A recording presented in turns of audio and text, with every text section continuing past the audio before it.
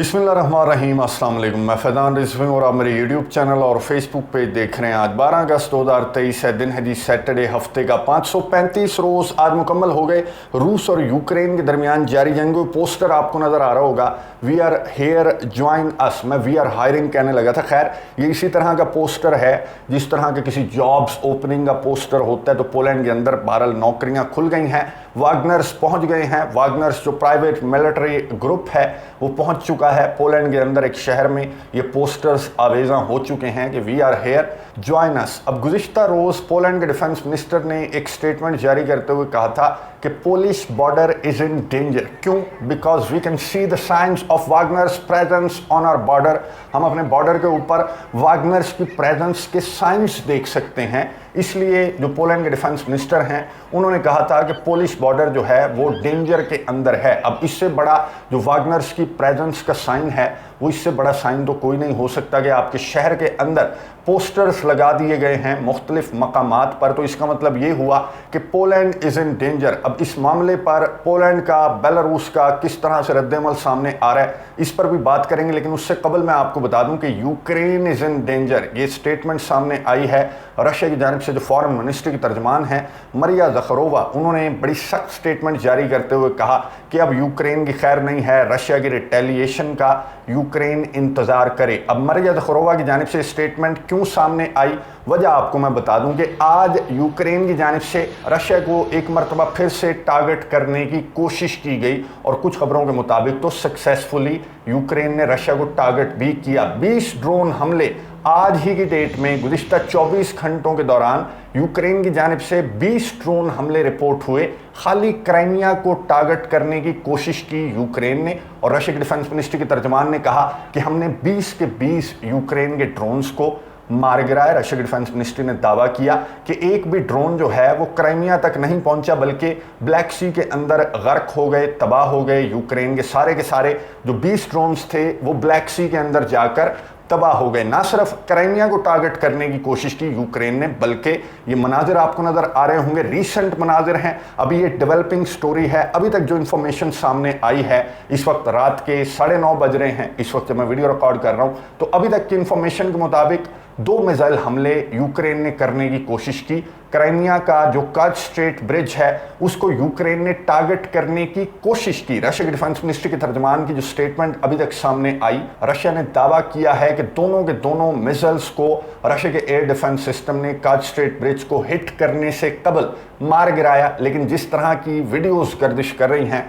Social media के ऊपर, ये मैं आपके साथ शेयर कर रहा हूँ, अनकन्फर्म्ड है। जाहिर है सोशल मीडिया के ऊपर अभी गर्दिश कर रही हैं, इसको कंफर्म नहीं किया ना ही रशिया ने ना ही यूक्रेन ने इन वीडियोस को कंफर्म किया। अब ये एयर डिफेंस सिस्टम भी हो सकता है जो कि ऑपरेट कर रहा है कर्च स्ट्रेट ब्रिज के ऊपर। इस तरह की कुछ तस्वीर भी मैंने देखी ऑथेंटिक सोर्सेज के ऊपर, जहां पर ये देखा जा सकता है कि रशिया का एयर डिफेंस सिस्टम ताबड़तोड़ मिसाइल्स बरसाता हुआ नजर आ रहा है कर्च स्ट्रेट ब्रिज को महफूज रखने के लिए। तो ये जो क्लिप्स गर्दिश कर रहे हैं सोशल मीडिया के ऊपर, तो ये रशिया के एयर डिफेंस सिस्टम का धुआं भी हो सकता है, या फिर आने वाले चंद घंटों में वाज़ेह हो जाएगा कि क्या कर्च स्ट्रेट ब्रिज को हिट करने में यूक्रेन कामयाब हुआ या फिर थोड़ा बहुत कर्च स्ट्रेट ब्रिज को डैमेज करने में यूक्रेन कामयाब हुआ। फिलहाल यूक्रेन के जो ऑफिशियल्स हैं वो भी खामोश है। मैं आपको बता चुका हूं कि डेवलपिंग स्टोरी है, लेकिन एक बहुत बड़ा मैसेज रशिया के लिए एक मरतबा फिर से यूक्रेन तवातर के साथ रशिया के दारुल हुकूमत को टारगेट कर रहा है। रशिया का जो क्राइमिया है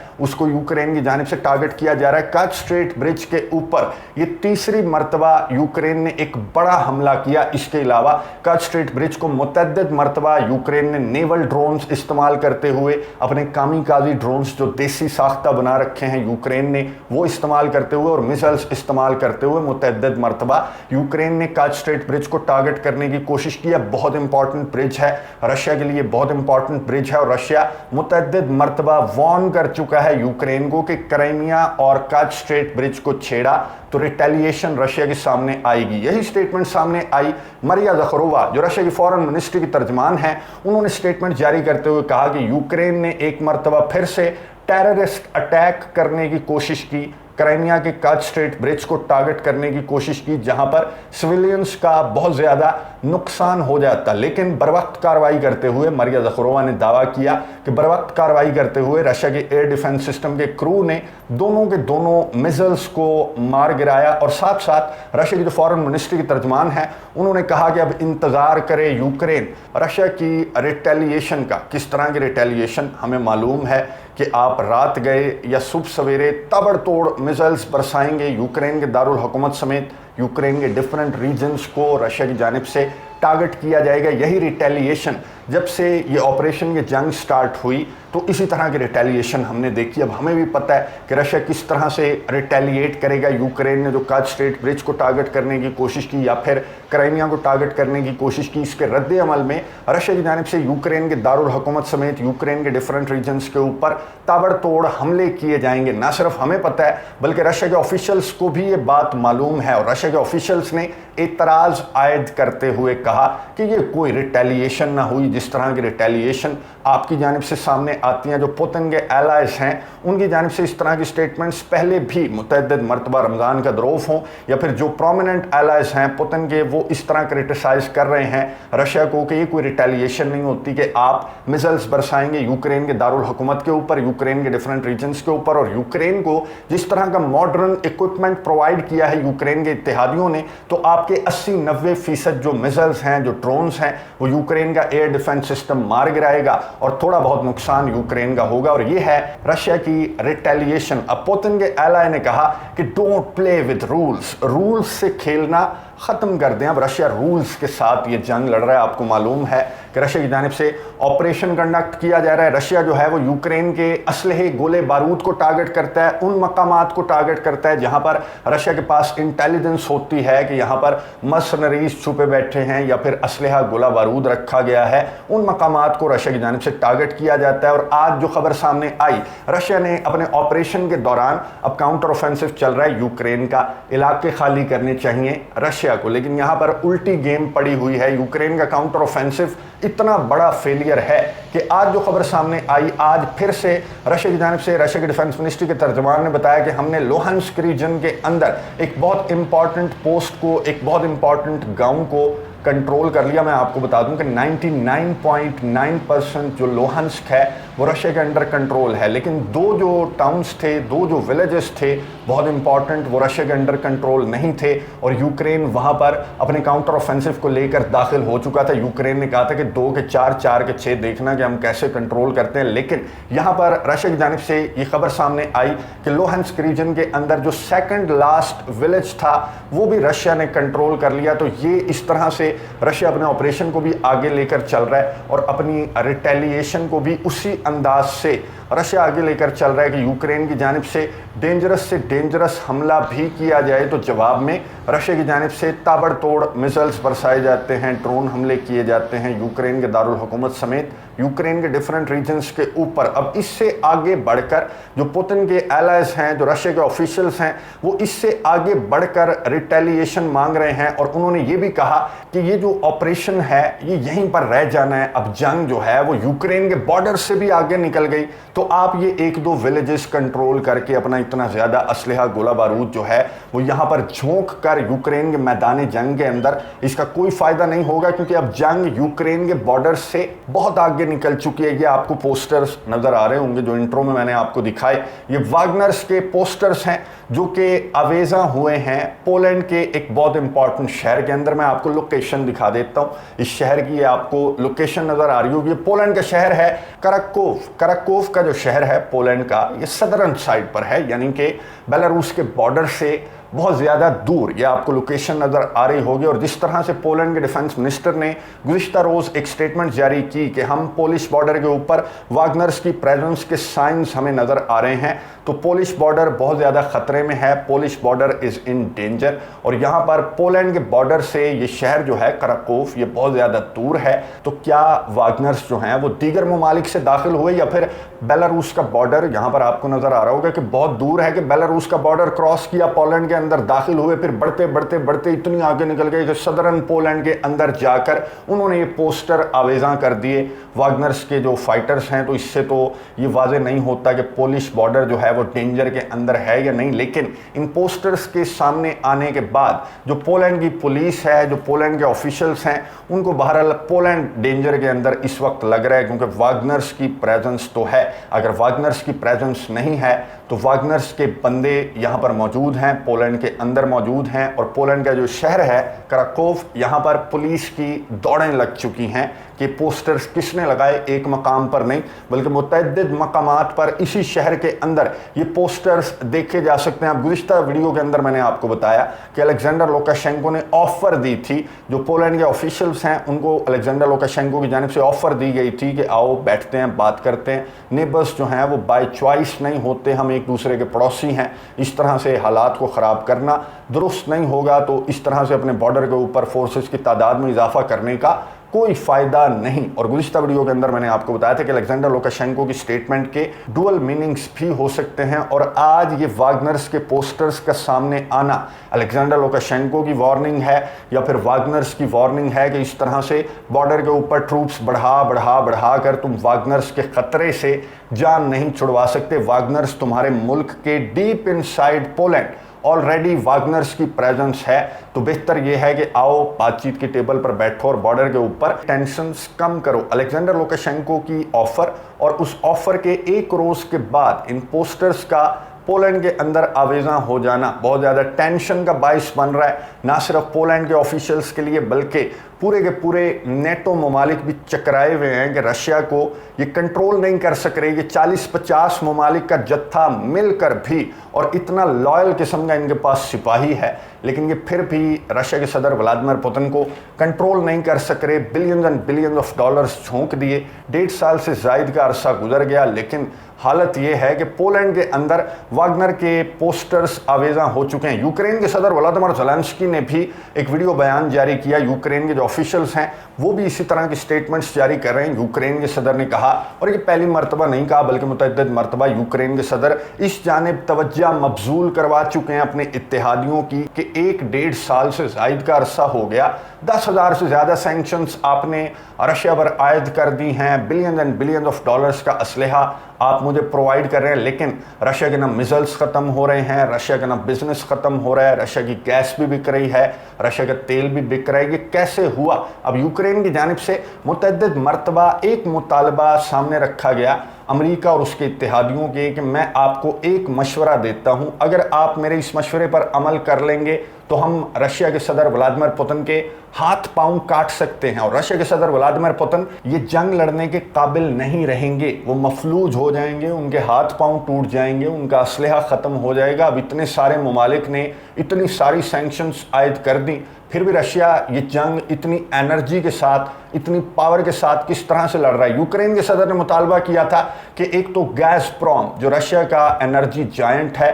उस पर सैंक्शंस आयद करने का मुतालबा यूक्रेन के सदर वोलोदिमीर ज़ेलेंस्की की जानिब से सामने आया था, और दूसरा रोज़ातम पर सैंक्शंस आयद करने का मुतालबा यूक्रेन के सदर वोलोदिमीर ज़ेलेंस्की कर रहे हैं। रोज़ातम, मैं आपको बता दूं कि रशिया का न्यूक्लियर एनर्जी जायंट है। रोज़ातम अगर ना हो, ये ना हो न्यूक्लियर जायंट, तो फिर न्यूक्लियर एनर्जी को प्रोड्यूस करने में, उसको प्रोसेस करने में पूरी दुनिया को बहुत ज़्यादा मुश्किलात का सामना हो सकता है। इसलिए जो 10,000 से ज़्यादा सैंक्शंस आयद की हैं अमेरिका, बरतानिया, नेटो ममालिक ने रशिया के ऊपर, उसमें से ये जो गैज़प्रोम है और रोज़ातम है ये एक्सक्लूडेड हैं, इन पर सैंक्शंस आयद नहीं की गई। उसकी वजह मैं आपको बता दूं, ये आज की खबर है, जो कि पहली वजह है कि गैज़प्रोम से शिपिंग जारी है। यूरोप को गैस अभी भी, रशिया के जो एनर्जी जायंट है, ये जो गैज़प्रोम है, ये अभी भी यूरोपियन कंट्रीज़ को गैस प्रोवाइड कर रहा है। ना सिर्फ ये, बल्कि जो रोज़ातम है, जो न्यूक्लियर एनर्जी जायंट है, उस पर डिपेंड करता है अमेरिका समेत पूरे का पूरा यूरोप। रोज़ातम पर क्यों डिपेंड करता है, उसकी रीज़न मैं आपको बता दूं। बहुत सिंपल सी रीज़न है कि यूरेनियम जो है, जो कि इस्तेमाल होती है न्यूक्लियर पावर प्लांट्स के अंदर बिजली बनाने के लिए, न्यूक्लियर हथियार बनाने के लिए, इसे न्यूक फ्यूल भी कहा जाता है यूरेनियम को। यूरेनियम सिर्फ रशिया के पास नहीं है, यूरेनियम तो ये आपको लिस्ट नज़र आ रही होगी, कजाकिस्तान के पास तो बहुत ज़्यादा यूरेनियम है, लेकिन यूरेनियम इस तरह से अगर किसी मुल्क के पास यूरेनियम के ज़खायर हैं तो उसका कोई फ़ायदा नहीं है जब तक उसे प्रोसेस ना किया जाए, जब तक उस यूरेनियम को रिफ़ाइन ना किया जाए। जैसे ख़ाम तेल होता है, फिर उसको रिफ़ाइन किया जाता है और उसको मुख्तलिफ़ शक्लें दी जाती हैं, इसी तरह से यूरेनियम को रिफ़ाइन करना पड़ता है, इसको प्रोसेस करना पड़ता है, जिसके बाद यूरेनियम उस शक्ल में आता है जिस शक्ल में उसको न्यूक्लियर पावर प्लांट्स के अंदर इस्तेमाल किया जा सकता है बिजली बनाने के लिए, फिर न्यूक्लियर हथियार बनाने के लिए इसको इस्तेमाल किया जा सकता है। तो ये काम कौन करता है? ये काम दुनिया में सबसे ज़्यादा रशिया करता है, और रशिया का जो रोसाटम है, न्यूक्लियर एनर्जी जायंट है, इस पर डिपेंड कर रही है, पूरी की पूरी दुनिया डिपेंड कर रही है। इवन के इस वक्त भी दुनिया के अंदर अगर दर्जनों न्यूक्लियर पावर प्लांट्स बन रहे हैं तो उसमें 60% से ज़्यादा यही रशिया का जो न्यूक्लियर एनर्जी जायंट है वही बना रहा है, यही यूरेनियम देता है, यही न्यूक्लियर पावर प्लांट्स को जो है वो देखता है, उनकी देखभाल करता है पूरी दुनिया के अंदर, पूरे यूरोप के अंदर इस पर डिपेंड कर रहा है पूरे का पूरा यूरोप। और इसके बगैर न्यूक्लियर हथियार तो छोड़ दें, वो तो चंद एक ममालिक हैं जो कि न्यूक्लियर हथियार रखते हैं, न्यूक्लियर एनर्जी पर यूरोप जो है स्विच करने की कोशिश कर रहा है। फ्रांस तो न्यूक्लियर एनर्जी पर बहुत ज़्यादा रिलाई करता है, तो ये इन पर सैंक्शंस आयद नहीं कर सकते क्योंकि रशिया पर डिपेंड करते हैं, रशिया के बगैर इनका सर्वाइवल नहीं है, बिल्कुल भी नहीं है। तो रशिया पर ये जो गैसप्रोम है या रोसाटम है, इस पर ये सैंक्शंस कभी भी आयद नहीं करेंगे। यूक्रेन के सदर को इन ख्वाबों से बाहर निकलकर रियलिटी को देखना पड़ेगा, और रियलिटी ये है, ये जो तस्वीर आपको नज़र आ रही है ये रियलिटी है कि चीर फाड़ कर यूक्रेन को आपस में मिल बांट कर खा जाएंगे, क्योंकि रियलिटी ये है कि रशिया के बगैर यूरोप का, वेस्ट का सर्वाइवल नहीं है, और ये रशिया से डायरेक्ट क्लैश के अंदर रशिया के साथ इन्वॉल्व नहीं हो सकते। और ये जो वागनर्स के पोस्टर्स आवेजा हुए हैं पोलैंड के अंदर, इन पोस्टर्स को देखकर आपका क्या ख्याल है कि नेटो की जानिब से कोई स्टेटमेंट सामने आ जाएगी और नेटो जो है वो एक ऑपरेशन स्टार्ट कर देगा, ऑपरेशन क्लीन अप स्टार्ट कर देगा कि वागनर्स का सफाया यहाँ से हम करेंगे, ना सिर्फ यहाँ से बल्कि बेलारूस से भी हम वागनर्स का सफाया करेंगे। ऐसा नहीं होगा, बल्कि बैकडोर राबते होंगे, माहौल को ठंडा किया जाएगा, और इस हद तक ठंडा किया जाएगा कि रशिया और नेटो डायरेक्ट क्लैश के अंदर इन्वॉल्व ना हो। पोलैंड के बॉर्डर के ऊपर ये फौजी बैठे रहेंगे, उसकी वजह मैं आपको बता चुका हूँ कि पोलैंड के बॉर्डर के ऊपर बैठकर ये फौजी इंतजार कर रहे हैं कि रशिया के सदर व्लादिमीर पुतिन का सबर कब जवाब देगा। क्या ये जो कर्च स्ट्रेट ब्रिज पर हमले, क्राइमिया के ऊपर 20 ड्रोन्स आज यूक्रेन ने भेजे और उसके जवाब में रशिया ने कहा कि हम रिटेलिएट करेंगे, तो क्या वैसी ही रिटेलिएशन या फिर रूस के सदर व्लादिमीर पुतिन की जानिब से अपने फौजियों को, जिस तरह से रूस के सदर व्लादिमीर पुतिन के एलाइज भी मुतालबा कर रहे हैं, तो क्या रूस के सदर व्लादिमीर पुतिन की जानिब से कोई सख्त अहकामात भी जारी किए जा सकते हैं? इसका इंतज़ार हम भी कर रहे हैं, आप भी कर रहे हैं, और पोलैंड बहुत बेसब्री से इंतज़ार कर रहा है कि आगे बढ़ो ताकि मैं यहाँ से वेस्टर्न यूक्रेन की साइड से आगे बढ़ूँ। बहरहाल सिचुएशन बहुत ज़्यादा टेंस है, पोलैंड के बॉर्डर के ऊपर भी, बेलारूस और पोलैंड के बॉर्डर के ऊपर भी। और अभी तक बेलारूस के सरबराह अलेक्जेंडर लुकाशेंको ने जो ऑफ़र रखी है पोलैंड के सामने कि आओ बातचीत की टेबल पर बैठो और माहौल को ठंडा करते हैं, अब ये पोस्टर्स सामने आने के बाद